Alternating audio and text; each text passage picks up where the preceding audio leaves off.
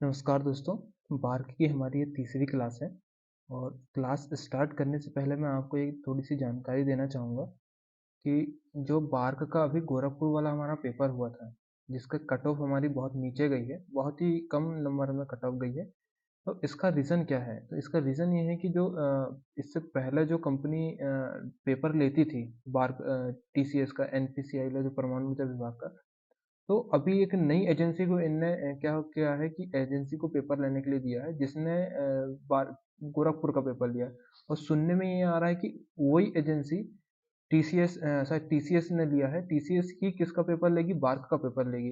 तो बार्क का पेपर जो गोरखपुर वाला था वो बहुत ही हार्ड पेपर था और जिस एजेंसी ने गोरखपुर का पेपर लिया वही एजेंसी क्या करेगी, बार्क का पेपर भी लेगी।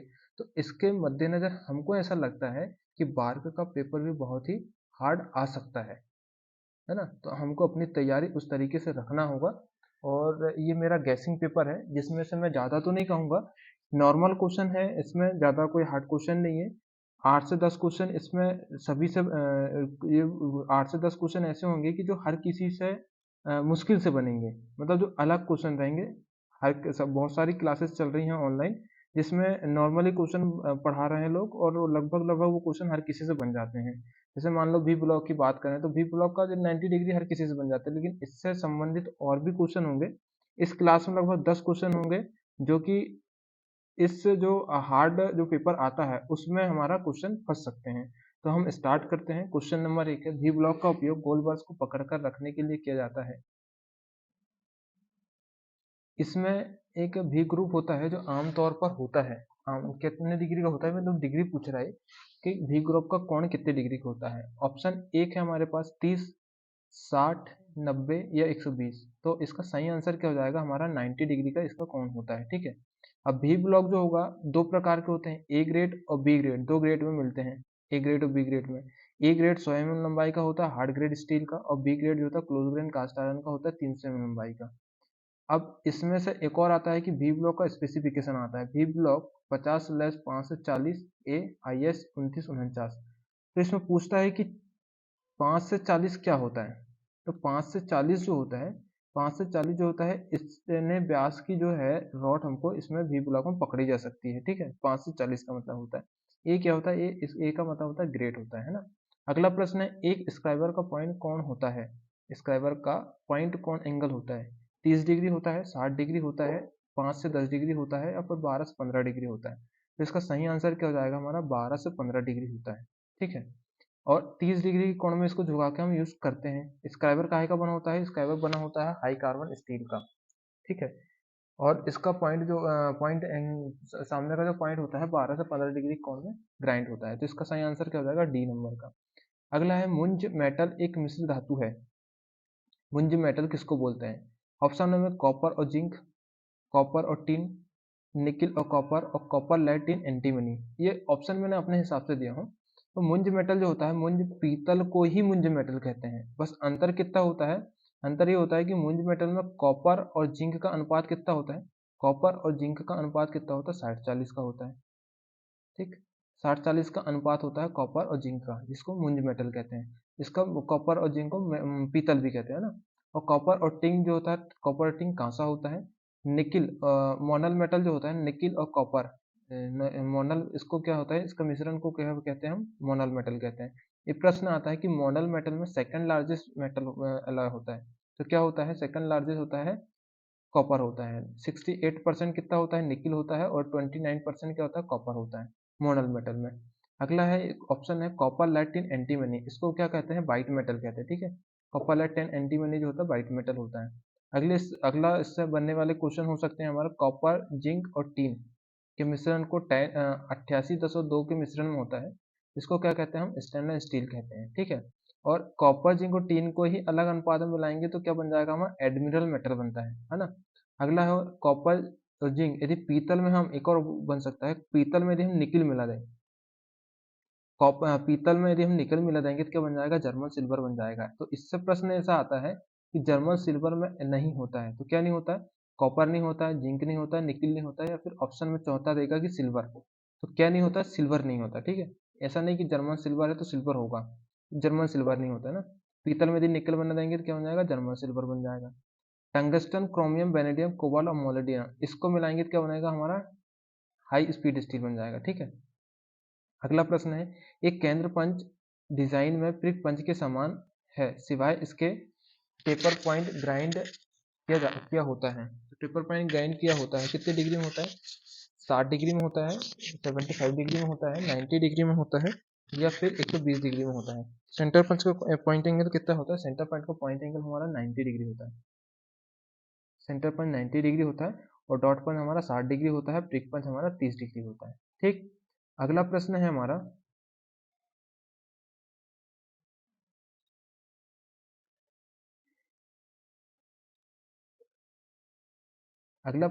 बर्नियर हाइट गेज का लीस्ट काउंट होता है 0.01 mm, 0.02 mm, 0.05 mm और 0.1 mm। बर्नियर हाइट गेज का लीस्ट काउंट कितना होता है, हाइट गेज का लीस्ट काउंट 0.02 mm होता है। माइक्रोमीटर का लीस्ट काउंट कितना होता है, 0.01 mm होता है ना। अगला प्रश्न है, एक बर्नियर हाइट गेज का साइज इसके द्वारा निर्दिष्ट किया जाता है, बीम की ऊंचाई, बीम की चौड़ाई, हाइट गेज का वजन, स्क्राइबर का साइज। तो हाइट गेज का साइज किसके द्वारा निर्दिष्ट किया जाता है, बीम की ऊंचाई के द्वारा निर्दिष्ट किया जाता है। ठीक, इससे बनने वाले क्वेश्चन और कौन से हो सकते हैं हमारे, बर्नियर स्केल जो होता है, बर्नियर हाइट गेज में बर्नियर स्केल कहाँ होता है, डायल में होता है, मेन स्केल बीम पर होता है। ठीक, इसमें एक ऑफसेट स्क्राइबर लगा होता है। ठीक, और इसकी स्केल जो होती है अलग अलग साइज में मिलते हैं बर्नियर हाइट गेज और बर्नियर हाइट गेज और बर्नियर कैलिपर की जो लिस्ट काउंट जो होता है सेम ही होता है, सिचुएशन सेम ही होती है। तो इसमें जो होता है, एक होता है 50, 49, 50 वाला होता है, 99, 100 वाला होता है, 24, 25 वाला होता है, 9, 10 वाला होता है। तो इसका अलग अलग लिस्ट काउंट होता है। ठीक है, अगला है, एक बर्नियर हाइट गेज द्वारा मार्किंग करते समय वर्कपीस आमतौर पर एक कोण प्लेट द्वारा सपोर्ट किया जाता है, किसी अन्य वर्कपीस द्वारा सपोर्ट किया जाता है, हाथ में पकड़ा जाता है या बिना सपोर्ट के पकड़ा जाता है। तो इसका सही आंसर क्या होता है, एक कोण प्लेट द्वारा सपोर्ट किया जाता है। ठीक, अगला प्रश्न है, निम्नलिखित में से कौन सा पदनाम किस फाइल की ग्रेड का नाम नहीं है, fast cut file, fast cut file, second cut file, smooth file. तो क्या फाइल ग्रेड का नाम नहीं है, कौन सी है, फर्स्ट कट फाइल। ठीक है, फर्स्ट कट होती है ना कि सेकेंड कट, सेकेंड कट नहीं होती है ना, सेकेंड कट ग्रेड के अनुसार आती है, फर्स्ट कट फाइल नहीं होती है। तो ग्रेड के अनुसार कौन कौन सी फाइल होती है, ग्रेड के अनुसार रफ फाइल होती है, फास्ट कट फाइल होती है, सेकेंड कट फाइल होती है, स्मूथ फाइल होती है और डेड स्मूथ फाइल होती है। रफ फाइल में जो होता है 8 से 10 दांते होते हैं, बास्टर्ड फाइल में 10 से 12 दांते होते हैं, सेकेंड कट फाइल में 14 से 18 दांते होते हैं और स्मूथ फाइल में 24 से 28 दांते होते हैं और डेड स्मूथ में जो है 28 से 35 दांते होते हैं। ठीक है, ये भी क्वेश्चन बन सकता है हमारा कि रफ फाइल में कितने दांते होते हैं प्रति सेंटीमीटर में, है ना, इंच की बात नहीं कर रहा, प्रति सेंटीमीटर में। अगला है, सिंकट के अनुसार सिंगल कट, डबल कट, रास cut, curve cut, spiral cut होता है ना। तो इतने प्रकार के कट होते हैं और रास कट किसका शॉर्ट होता है, रास कट की लस्सी कर्व कट के साथ भी है। ला से बन गया लकड़ी, सा से बन गया शीशा। तो लकड़ी और शीशा के लिए किसका उपयोग करते हैं, रास कट का उपयोग करते हैं। और कर्व कट का उपयोग कहाँ करते हैं, सा से बन गया सोल्डर, ता से बन गया तांबा, पी से बन गया पीतल, ई से बन गया एल्यूमिनियम के लिए किसका उपयोग करते हैं, कर्व कट का उपयोग करते हैं। और फाइल में जो है ना, पहले ओवर कट आता है जो कि 60 डिग्री का होता है, उसके बाद अप कट आता है जो कि 51 डिग्री का होता है।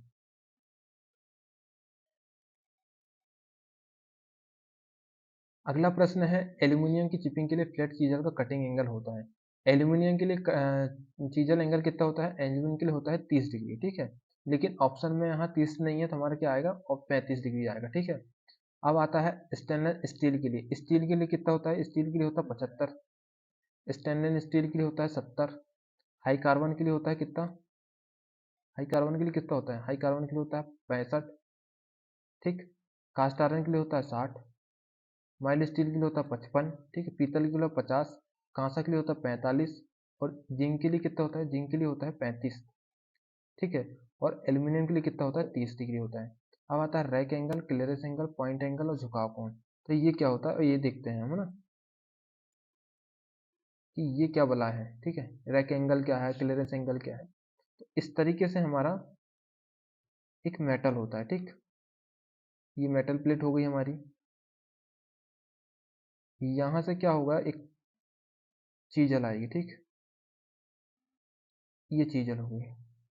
ठीक, यहाँ से एक एंगल बनेगा और यहाँ से एक एंगल बनेगा, है ना। ये कौन सा हो गया, ये तो हो गया रैक एंगल हमारा, रैक एंगल हो गया। ठीक है, ये वाला क्या हो गया, ये हो गया हमारा क्लियरेंस एंगल हो गया। ठीक है, यहाँ से डॉटेड डॉटेड जाएगी। ठीक, ये हो गया हमारा झुकाव एंगल, झुकाव कोण। ठीक, ये झुकाव कोण होगा और ये जो होगा पॉइंट एंगल होगा। तो रैक क्लियरेंस एंगल कितने डिग्री होगा, क्लियरेंस एंगल होगा 10 डिग्री, रैक एंगल होगा हमारा 20 डिग्री, ठीक है, पॉइंट एंगल होगा हमारा 60 डिग्री और झुकाव कोण होगा हमारा 40 डिग्री, ठीक है। तो ये भी प्रश्न आता है। प्रश्न कैसे बनेगा, इसमें प्रश्न बनता है कि जॉब की सरफेस और चीजल की बॉटम एज से बनने वाला कोण को कहते हैं, तो क्या कहेंगे, हमारा क्लियरेंस कोण कहेंगे। जॉब की सरफेस और चीजल के ऊपर वाली जो एज है, टॉप वाली एज से बनने वाले कोण को क्या कहेंगे, हम रैक एंगल कहेंगे, ठीक है। तो इस तरीके से हमारा इसमें प्रश्न बन सकता है। अगला प्रश्न होता है निम्नलिखित में से कौन सा मटेरियल रास्कट फाइल से काटा जाता है। स्टील काटा जाता है, कास्ट आयरन काटा जाता है, लकड़ी काटा जाता है या ब्रॉन्ज काटा जाता है। स्टील रास्कट फाइल से क्या काटा जाता है, रास्कट से लकड़ी काटा जाता है। हमने अभी ऊपर बात करें रास्कट की लस्सी करकट के साथ पी है, लकड़ी और लस्सी सीसा, ठीक है, सीसा, ठीक, सीसा के लिए किसका उपयोग करते हैं, रास्कट का उपयोग करते हैं। अब रास्कट का आकार कौन सा होता है, अर्धगोलाकार होता है, नाइफ एज का त्रिभुजाकार होता है, फ्लैट फाइल का आयताकार होता है, राउंड फाइल का गोलाकार होता है और हाफ राउंड का अर्धगोलाकार होता है, ठीक है। ये भी प्रश्न हमारे बन सकते हैं। अगला प्रश्न, आपको एक एल्यूमिनियम ब्लॉक को स्मूथ फिनिशिंग में काटना है, निम्नलिखित फाइल में से कौन सी फाइल उपयुक्त होगी, ठीक, ये हमको पता करना है कि कौन सी उपयुक्त होगी। सिंगल कट, डबल कट, रास कट और सर्कुलर कट। एल्यूमिनियम ब्लॉक को फिनिश करने के लिए किसका उपयोग कर रहे हैं हम, सिंगल कट का उपयोग कर रहे हैं। इसका सही आंसर हो जाएगा ए नंबर का हो जाएगा। अगला प्रश्न है, एक छोटे व्यास वाले काफी बड़े व्हील की सिलेंड्रिकल ग्राइंडिंग करनी है, निम्नलिखित में से किस ग्रेड का उपयोग किया जाएगा। सिलेंड्रिकल ग्राइंडिंग करनी है तो इसका सही आंसर क्या हो जाएगा हमारा, इसका आ जाएगा हार्ड ग्रेड का उपयोग करेंगे। अब अगला प्रश्न है हमारा, अगला प्रश्न क्या हो सकता है हमारा, इसमें देता है 51A36L 5 भी। तो इसमें जो है 51 क्या होता है, इसमें पूछता है कि ए क्या है, 36 क्या है, एल क्या है, 5 क्या है, बी क्या है। तो 51 क्या होगा, 51 हमारा कंपनी का कोड हो गया, ठीक, 51 हमारा कंपनी का कोड हो गया है ना, 51 तो हमारा कंपनी का कोड हो गया। अब बोलता है ए क्या है, ए क्या है, ए हमारा एवरेसिव है, 36 क्या है, ग्रैंड साइज है, एल क्या है, ग्रेड साइज है, ठीक है, 5 क्या है, स्ट्रक्चर है, बी क्या है, बॉन्ड है। तो बॉन्ड भी अलग अलग प्रकार के होते हैं, बैट्रीफाइड बॉन्ड होता है, सिलिकेट बॉन्ड होता है, सैलक बॉन्ड होता है, रेजिनाइट बॉन्ड होता है, बेकेलाइट बॉन्ड होता है, ठीक है, ऑक्सीक्लोराइड बॉन्ड होता है। तो इसका सिंबल भी पूछता है कि बेकेलाइट बॉन्ड को, विट्रीफाइड बॉन्ड को किससे दर्शाते हैं, सिलिकेट बॉन्ड को किससे दर्शाते हैं, सैलक बॉन्ड को किससे दर्शाते हैं, इसका सिंबल भी पूछता है। अब एब्रेसिव कितने प्रकार के होते हैं, दो प्रकार के होते हैं, एक तो होता है कृत्रिम और दूसरा होता है प्राकृतिक। कृत्रिम में कौन कौन से होते हैं, एल्यूमिनियम ऑक्साइड आता है जो कि हाई टेंसाइल पदार्थ के लिए होता है। एल्यूमिनियम ऑक्साइड में भी दो प्रकार के होते हैं, एक तो डाई स्टील के लिए किसका उपयोग करते हैं, सल्फेट एल्यूमिनियम का उपयोग करते हैं, और टफ मटेरियल के लिए ब्राउन एल्यूमिनियम का उपयोग करते हैं। अब आता है सिलिकॉन कार्बाइड, सिलिकॉन कार्बाइड होता है लो टेंसाइल पदार्थ के लिए, और सीमेंटेड कार्बाइड के लिए ग्रीन सिलिकॉन कार्बाइड का उपयोग करते हैं। ये प्रश्न भी आता है हमारा। अब आता है प्राकृतिक, प्राकृतिक में कौन कौन से होते हैं, एक तो डायमंड होता है, एमरी होता है, कोरोंडम होता है और डाई कोरोंडम होता है ना। डाई गेज के लिए बोरॉन ऑक्साइड का उपयोग करते हैं, ठीक। ग्रेन साइज होता है, ग्रेन साइज भी कितने प्रकार के होते हैं, चार प्रकार के होते हैं, कॉर्स होते हैं, मीडियम होते हैं, फाइन होता है, वेरी फाइन होता है। तो 10 से 24, 30 से 60, 80 से 180 और 220 से 660 में हमारा होता है, ठीक है। ग्रेड साइज होता है, ग्रेड साइज भी तीन प्रकार के होते हैं, सॉफ्ट, मीडियम और कठोर होता है। सॉफ्ट होता है ए से एच, मीडियम होता है आईपी और हार्ड होता है क्यूजेड। व्हील की कठोरता ग्रेड पर निर्भर करती है, ठीक। अगला होता है स्ट्रक्चर, स्ट्रक्चर होता है डेंस स्ट्रक्चर होता है, ओपन स्ट्रक्चर होता है। डेंस स्ट्रक्चर होता है 0 से 7, ओपन स्ट्रक्चर होता है 8 से 14, ठीक। अगला प्रश्न है हेक्सा ब्लेड के दांते दांते क्यों सेट किए जाते हैं, ब्लेड के क्लियरेंस प्रदान करने के लिए, ब्लेड को जाम होने और टूटने से रोकने के लिए, कर्व को ब्लेड से अधिक चौड़ा बनाने के लिए, और ये सभी। तो इसका सही आंसर क्या हो जाएगा, ये सभी हो जाएगा। इसमें आता है 300 इंटू 12.5 इंटू 0.63 इंटू 2949। तो ये क्या इसमें पूछता है कि भाई 300 क्या है, 12.5 क्या है, 0.63 क्या है। तो ये पूछता है, तो 300 क्या है हमारा, ब्लेड की लंबाई होगी, ये ब्लेड की चौड़ाई हो गई, 0.6 ब्लेड की मोटाई होगी। इसमें एक और जोड़ सकता है, पिच भी आ सकता है, ठीक है। तो पिच भी अलग अलग प्रकार, चार प्रकार की होती है। कोर्स पिच होती है, मीडियम होती है, फाइन होता है, वेरी फाइन होता है। तो कोर्स में होता है 6 दांते होते हैं प्रति सेंटीमीटर, इसमें 8 दांते होते हैं, इसमें 10 दांते होते हैं, इसमें 12 दांते होते हैं, ठीक।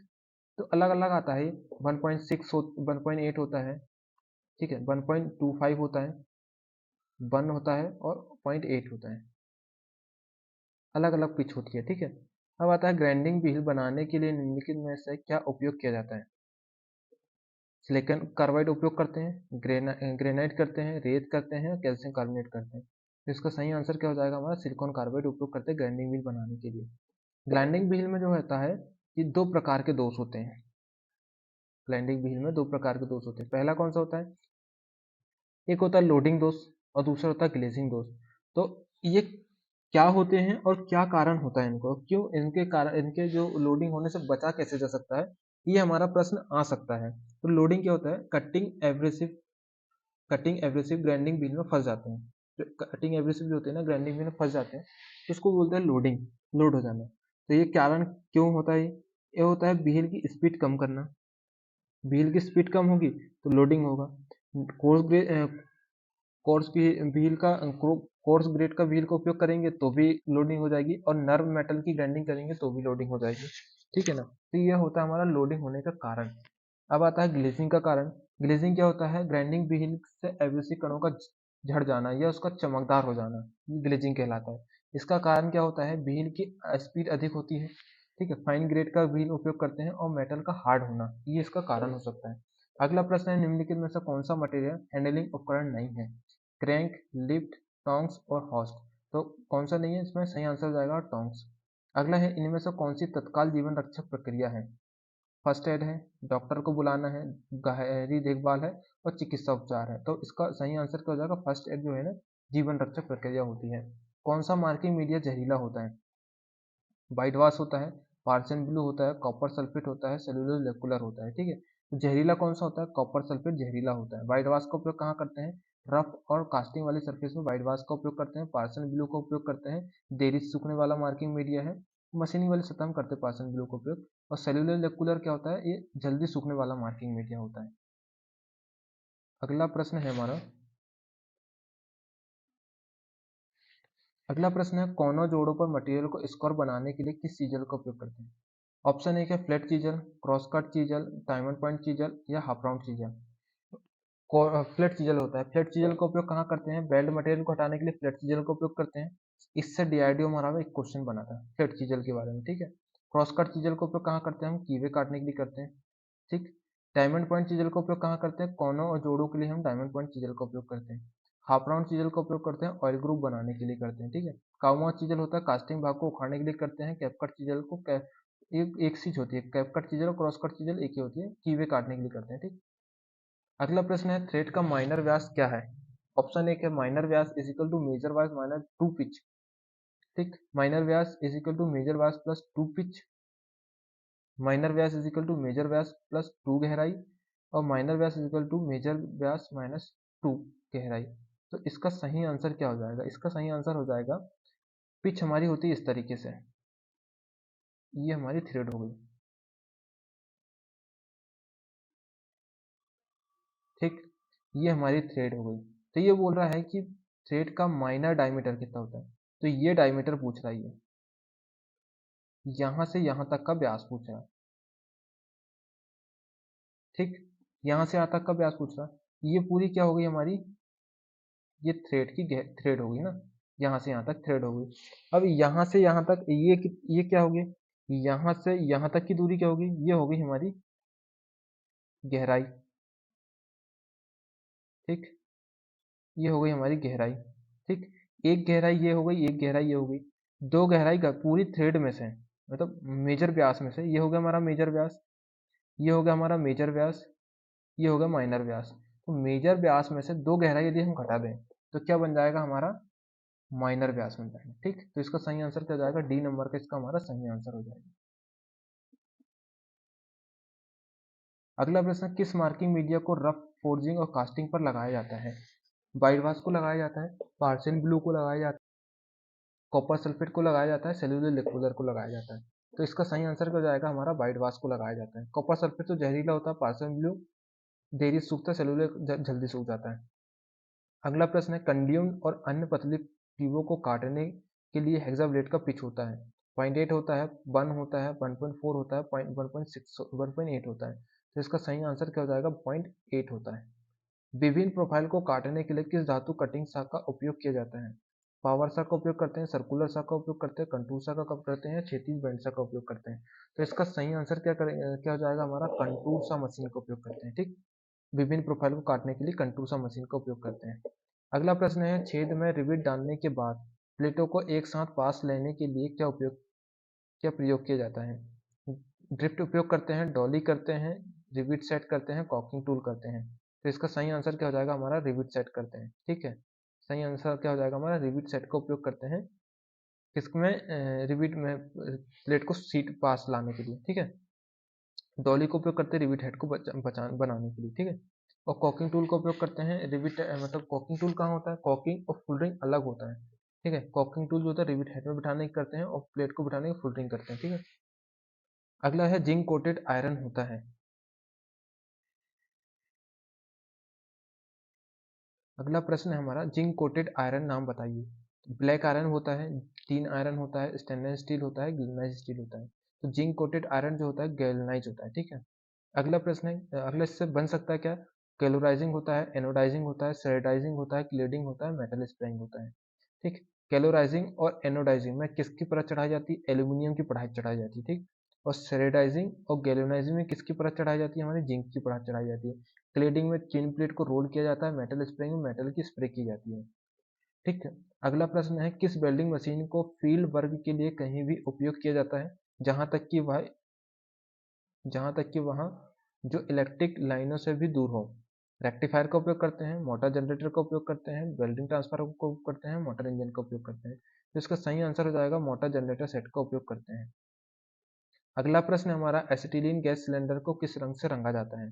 तो एसिटिलीन का रंग जो होता है मेहरून रंग का होता है। ठीक, ऑप्शन काला, हरा, नीला, मेहरून, तो मेहरून हमारा सही आंसर हो जाएगा। ठीक, ऑक्सीजन सिलेंडर जो होता है, ऑक्सीजन सिलेंडर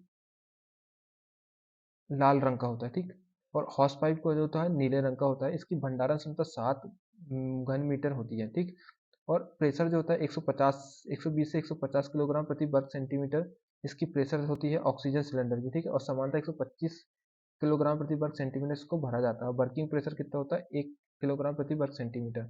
उसी तरह एसिटिलीन का भी होता है। एसिटिलीन को जो होता है 15 डिग्री सेल्सियस में 12 किलोग्राम प्रति वर्ग सेंटीमीटर की भंडारण क्षमता होती है। ठीक, और इसकी जो है इसका प्रेशर जो होता है 0.8 होता है। ठीक, 0.8 इसका वर्किंग प्रेशर होता है।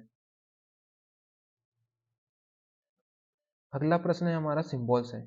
ठीक, ये सिंबल इस तरीके से ये सिम सिम के प्रकार है।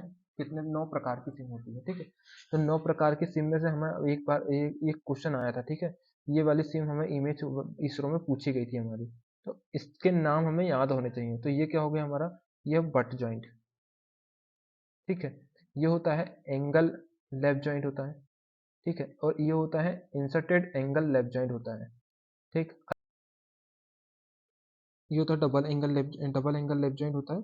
डबल ये होता है डबल एंगल लेफ्ट जॉइंट होता है। ये होता है पेनेट टाइप, ये होता है नॉक टाइप, इसको बोलते हैं नॉक टाइप। ठीक है, ये पेनेट टाइप, नॉक टाइप, ये होता है butt joint, angle left joint, inserted angle left joint होता है, डबल एंगल लेफ्ट जॉइंट होता है, पेनेट टाइप, ये होता है नॉक टाइप।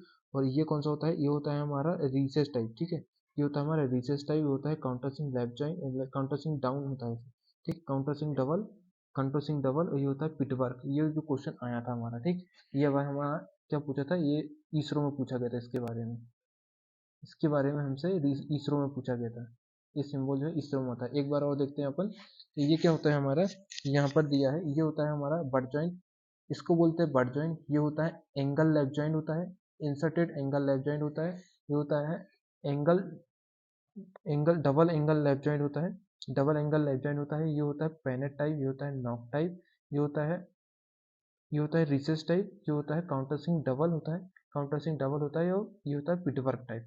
ठीक, तो इस तरीके से हमारे सिंबल से क्वेश्चन बन सकते हैं। ठीक, अगले सिंबल दिए गए हैं यहाँ पर हमको, ये भी पूछ सकता है। ये होता है हमारा बट जॉइंट, ये होता है लेफ्ट जॉइंट, ये होता है काउंटर सिंग टाइप होता है। ये left joint, butt joint, left joint, ये होता है काउंटर सिंग, ये होता है ग्रुप टाइप। ठीक, ये होता है काउंटर सिंग ग्रुप होता है। ये होता है हमारा कैप स्ट्रिप होता है।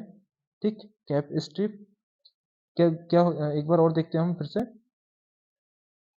इसका नाम क्या है हमारा, इसका नाम है बट जॉइंट, इसका नाम है लेफ्ट जॉइंट, इसका नाम है काउंटर सिंग लेफ्ट जॉइंट, इसका नाम क्या होगा हमारा, इसका नाम होता है ग्रुप। ये यहाँ क्या बन रहा है, ग्रुप। ये बनता है काउंटर सिंक, यहाँ बन रहा है ग्रुप। और ये क्या हो गया हमारा, काउंटर सिंक ग्रुप जॉइंट। ठीक है, काउंटर ग्रुप भी है लेकिन काउंटर सिंक भी है। ठीक है, और ये होगा कैप स्ट्रिप। ठीक, ये हो गया हमारा कैप स्ट्रिप। और ये क्या हो गया हमारा, ये होगा स्टैंड। ठीक, स्टैंड, इसको बोलेंगे स्टैंड। ये स्टैंड टाइप खड़ा तो इसको बोल देंगे स्टैंडिंग। ठीक, अगला नीचे हमारा सिंबल दिए गए हैं। ये सिंबल हो सकते हैं हमारा, इसको क्या बोलते हैं हमारा, इसमें भी अलग अलग सिंबल आते हैं ना। ये क्या, ये क्वेश्चन हमारा पूछा गया था, ये वाला ये पूछा गया था हमारा, डीआईडी में पूछा गया था। इसका मतलब क्या होता है, ये होता है हमारा ड्रायर। ठीक, ये होता है ड्रायर, ये होता है फिल्टर, ये होता है स्पेटर ऑटोमेटिक ड्रेन। ठीक, इसका मतलब होता है स्पेटर ऑटोमेटिक ड्रेन। ये होता है हमारा फिल्टर विथ स्पेटर, ये होता है filter with separator automatic drain. Filter with separator होता है, ये होता है ड्रायर, और ये होता है लुब्रिकेंट। तो ये हमारी बारहवीं की, इसमें से देखना एक ना एक क्वेश्चन फंसेगा। अगली क्लास में भी मैं ऐसे ही 10-15 अलग से सिंबल लेके आऊंगा, जिसमें हमारे जो संभावित क्वेश्चन होंगे वो हमारे बार के लिए तैयार होंगे। और मैं इस बार फिर एक बार और कहता हूँ आपको कि ये जो है पेपर होगा बार्क का, इतना आसान पेपर नहीं होगा। माना कि नंबर ऑफ वैकेंसी ज़्यादा है तो उसके हिसाब से कट ऑफ तो कम ही जाएगी, पर पेपर बहुत ही हार्ड होगा हमारा। तो इस तरीके से हमको तैयारी करना है। जैसे मान लो कोई मैटर के बारे में पूछता है, तो मैटर से बनने वाले संभावित क्वेश्चन भी बनने चाहिए। जैसे मैंने यहाँ ऑप्शन में दिया था, आपको देख रहे हो आप, तो एक ऑप्शन है ये पीतल का होगा, ये हो गया कांसा का हो गया। ठीक, ये पीतल का हो गया, ये कांसा का हो गया, ये मॉडल मेटल हो गया, ये वाइट मेटल हो गया, स्टेनलेस स्टील हो गया, एडमिरल मेटल हो गया, ये जर्मन सिल्वर हो गया। तो कितने क्वेश्चन हो गए हमारे, 1 2 3 4 5 6 7 8, एक प्रश्न में। प्रश्न क्या था हमारा, मुंज मेटल का मिश्र धातु होती है। तो एक प्रश्न में हमारे 8 प्रश्न बन रहे हैं। तो इस तरीके से हमें तैयारी करना पड़ेगा, क्योंकि 12वीं का पेपर इतना आसान नहीं होने वाला, बहुत ही हार्ड पेपर आएगा। और हार्ड पेपर तैयारी करने वाले के लिए वो कहीं ना कहीं से मैनेज कर ही लेगा, लेकिन पेपर इतना सरल नहीं होगा। बस इतना ही मैं कहूँगा।